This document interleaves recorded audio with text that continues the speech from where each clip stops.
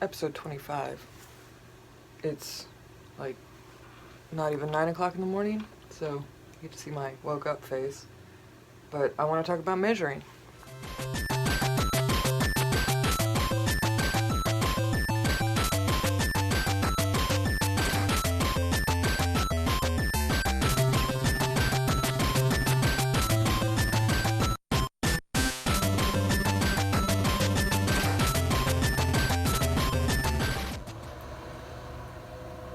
So there's a lot of confusion about measuring in the world, and I guess the GCA, in the very tiny world that we all live in, is known for, the like disparaging thing that people will say about people who study at the Grand Central Ateliers. Oh, they just measure all the time.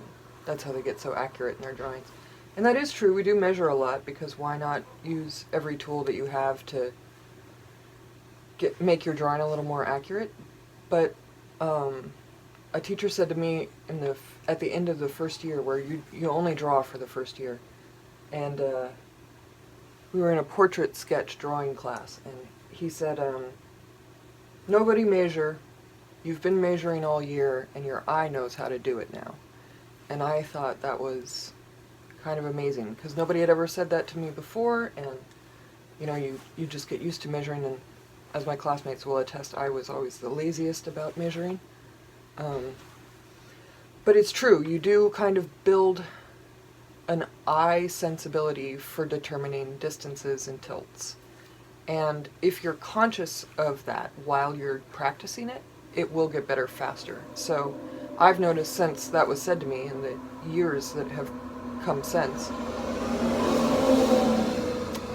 that my eye is getting a lot better at just determining where things go. I'll check it with a measurement, and I'll be often surprised at how right I was. So I guess my first word of advice would be measure, but think about where you anticipate the measurement to go, and then check it. Meaning, give that 2 extra seconds to be like, I think the half on this figure is going to be right about here. So before I start drawing, sorry about all the noise today. Before I start drawing, I really contemplate the object, and I try to think, okay, what is its overall shape? She's obviously kind of like a triangle. She's going to fill a space like that. So I have that in mind, and then I think about how triangles work in terms of halves. And I just kind of stare at her for a minute, and I'm like, okay, she's more wide than she is tall, but by how much? And so then the first measurement I take is a height to width. So I'm not going to transfer this information onto my panel. I just want to know, is she taller, in fact, wider than she is taller? So to take a measurement, I take any kind of tool. It could be a long paintbrush if you're working like on a big figure, or for something this small, I'm just going to use the pencil that I'm drawing with. So I'm just going to take a height to width just to set my brain. And for those of you at home that don't know how to measure, you want to pick a spot with your arm where you're not going to run into your canvas or paper or anything when you turn your hand. You want to a lot of people like hold their arm and lock it like this. I don't need to do that for all of my measurements. Are kind of what I would call informal measurements, right? Especially on an object. The smaller the object, the less accurate the measurements are going to be, because I'm going to place my thumb for the bottom.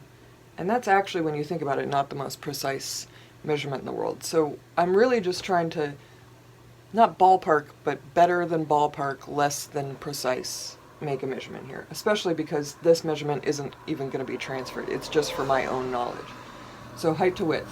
I'm going to take her width, which I believe to be higher, and I hold my thumb on the, it's like I picked the time when all of the salt trucks are going to drive by my house. I'm going to put my thumb to be the end, and the end of the pencil is going to be the other. This is totally up to you. You can do it with a string. A lot of people use a knitting needle or like a kitchen skewer.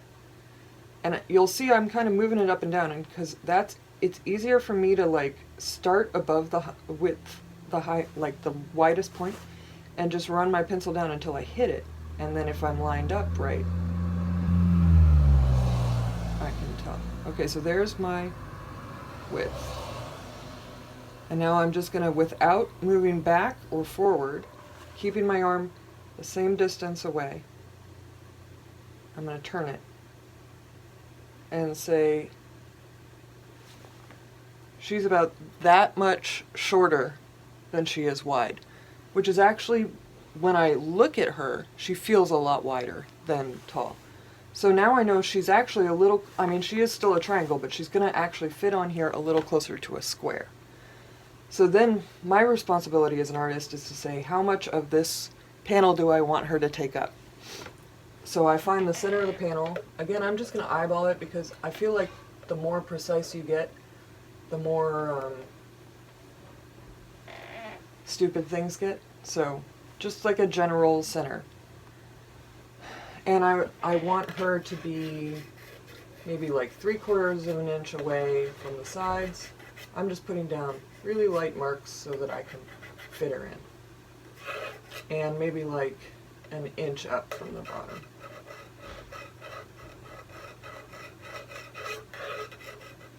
And the top. So I got a middle, how far I want her. Now, I can fix one of these. I can either say she is this wide or she is this tall, but it has to correspond to that proportion. So now what I'm going to do is find where on her this middle point actually lives. And like I said, I think it's around here, around the base of her elbow. So I'm just going to, again, take my pencil and kind of guess. I'm sliding my thumb up until it touches the bottom of the sculpture, and the tip of the lead is where I think my half is going to be. And then I just move it up, double it up. It's kind of important that your pencil be like this, and not like this, and not like this. Try to keep it perpendicular, because you're going to put it on a perpendicular surface.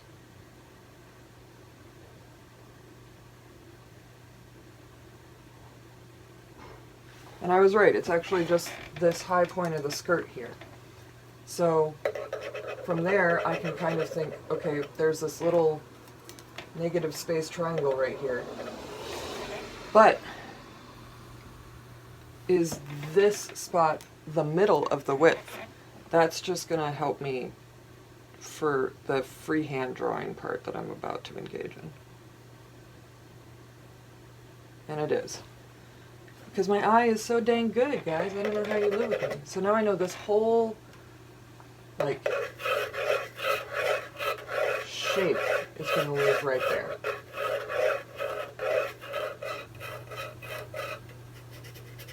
And at this point, for something so small, like I said, the smaller it is, the less accurate your measurements are going to be. So if she was a figure standing on a model stand like one of my big paintings over here, I'd be taking a lot more measurements. I would be first finding a half and then freehand drawing for about 20 minutes.